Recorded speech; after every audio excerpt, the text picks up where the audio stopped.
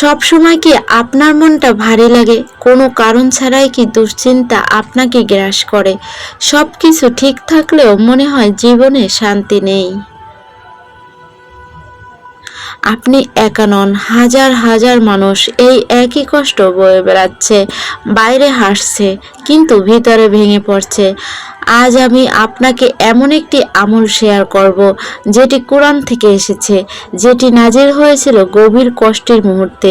আর এই আমলটি আপনার জীবন ধীরে ধীরে বদলে দিতে পারে ইনশাআল্লাহ। আপনি কি জানেন, এক সময় কয়েকদিন ধরে কোনো ওহী নাজিল হচ্ছিল না। এই সময় আমাদের প্রিয় নবী হযরত মুহাম্মদ সাল্লাল্লাহু আলাইহি সাল্লাম খুবই চিন্তিত ও কষ্টে ছিলেন। চারপাশে মানুষ বলতে শুরু করেছিল, মনে হয় আল্লাহ তাকে ছেড়ে দিয়েছেন। ভাবুন তো কতটা কষ্টের ছিল সেই মুহূর্ত। ঠিক তখনই আল্লাহ নাজিল করলেন একটি সূরা, যা শুধু নবীজির জন্য নয় বরং আমাদের সবার জন্য সান্ত্বনা। সেই সূরাটি হলো সূরা আদ-দোহা। আরবি বাংলা উচ্চারণ অদ-দোহা ওয়াল-লাইলি ইযা সাজা মা ওয়াদ্দাকা আকা রাব্বুকা ওমা কালা।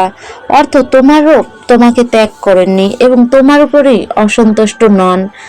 পুরো সূরাটি আমি ডিসক্রিপশন বক্সে লিখে দেব, আপনারা সেখান থেকে শিখে নিতে পারবেন। অন্যখান থেকেও আপনারা সার্চ করে শিখে নেবেন। এই আয়াতটি শুধু নবীজির জন্য নয়, এটা আপনার জন্য, আমার জন্য। যখন আপনি মনে করেন আল্লাহ হয়তো আমাকে ভুলে গেছেন, তখন এই আয়াত আপনাকে বলে না, আল্লাহ আপনাকে ছেড়ে দেননি। এখন আমি আপনাকে একটি সহজ কিন্তু শক্তিশালী আমল বলবো।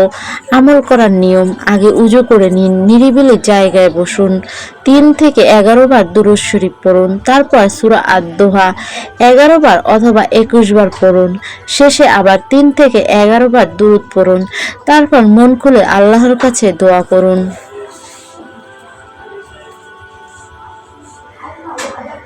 সবচেয়ে ভালো সময় ফজরের পর, মাগরিব বা এশার পর অথবা তাহাজ্জুদের সময়। তাহাজ্জুদের সময় পড়লে আরো বেশি দোয়া কবুল হয়ে যায়। কতদিন করবেন? 7 দিন, 11 দিন অথবা 21 দিন। নিয়মিত করলে আপনি নিজেই পরিবর্তন অনুভব করবেন। এই আমলটা আমি নিজেও করি, অনেক ফলাফল পেয়েছি, আপনারাও করতে পারেন। এই সূরাটি আমাদের 3টি বড় শিক্ষা দেয়। কঠিন সময় চিরস্থায়ী নয়, নিশ্চয়ই পরের সময় উত্তম হবে। আল্লাহ কখনো বান্দাকে ছেড়ে দেন না, কষ্টের পরে আসে স্বস্তি। যখন আপনার মন ভেঙে যায়, যখন মনে হয় সব শেষ, তখন থামুন, উজু করুন, 2 রাকাত নামাজ পড়ুন, তারপর সূরা আদ-দোহা পড়ুন।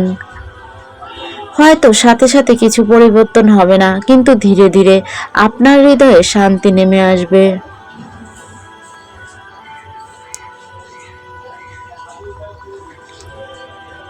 জানেন সবচেয়ে বড় অলৌকিক ঘটনা কি? যখন আল্লাহ আপনার ভিতরের অস্থিরতাকে শান্তিতে বদলে দেন। এটাই আসল নেয়ামত।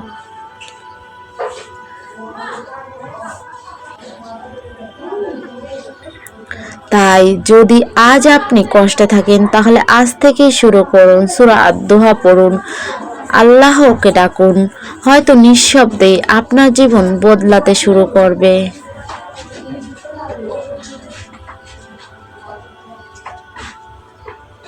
ভিডিওটি ভালো লাগলে লাইক, কমেন্ট ও শেয়ার করুন আর সাবস্ক্রাইব করতে ভুলবেন না ফাতেমা নূরের আলো চ্যানেলটি। সবাই ভালো থাকবেন। আল্লাহ হাফেজ।